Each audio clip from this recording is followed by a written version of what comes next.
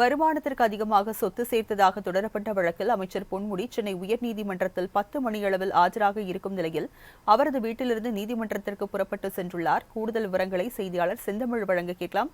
செந்தமிழ், இந்த வழக்கை எத்தனை மணிக்கு விசாரிக்க வருகிறது? விவரங்கள் என்ன?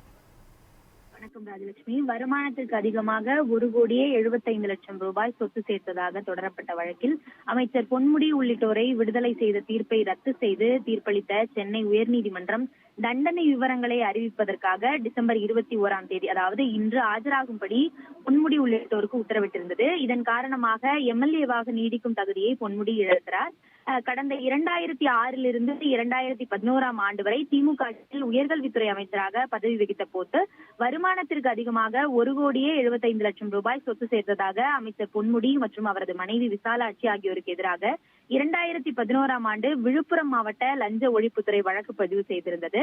இந்த வழக்கை விசாரித்த சிறப்பு நீதிமன்றம் பொன்முடி மற்றும் அவரது மனைவி விசாலாட்சி ஆகியோரை விடுதலை செய்து 2016ஆம் ஆண்டு தீர்ப்பளித்திருந்தது.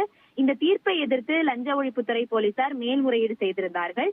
இந்த மேல்முறையீட்டு வழக்கை நீதிபதி ஜெயச்சந்திரன் விசாரித்திருந்தார். லஞ்ச இந்த வழக்கில் வருமான வரி கணக்குகள், சொத்து விவரங்கள், வங்கி கணக்கு விவரங்கள் உட்பட 39 சாட்சிகளிடம் லஞ்ச ஒழிப்புத்துறை மேற்கொண்ட புலன் விசாரணையின் ஆதாரங்களை லஞ்ச ஒழிப்புத்துறை தரப்பில் வாதிடப்பட்டது. அதற்கு பின்னதாக பொன்முடி தரப்பில் மனைவியின் வருமானத்தை, அது மட்டுமல்லாது அவருடைய வருமானமாக லஞ்ச ஒழிப்புத்துறையினர் கணக்கிட்டுள்ளதாகவும் இந்த தீர்ப்பு தற்போது வெளியாகி இருக்கிறது.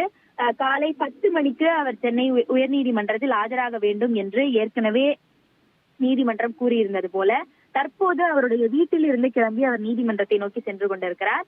அது மட்டுமல்லாது 10 மணிக்கு அவர் ஆஜராகியதற்கு பின்பாக ஏற்கனவே கொடுக்கப்பட்டிருக்கிற சாட்சியங்கள், லஞ்ச ஒழிப்புத்துறையிலிருந்து வழங்கப்பட்டிருக்கிற சாட்சிகள், புலன் விசாரணையின் மூலமாக விளக்கப்பட்டிருக்கிற தரவுகள் போன்றவை முழுவதுமாக எடுத்து வைக்கப்பட்டு இவர் தரப்பிலிருந்து முழுமையான வாதங்கள் வைக்கப்பட்டு அதற்கு பின்னதாக இந்த தீர்ப்பு என்னவாக வெளிவரும் என்பது தெரியவரும். ராஜலட்சுமி,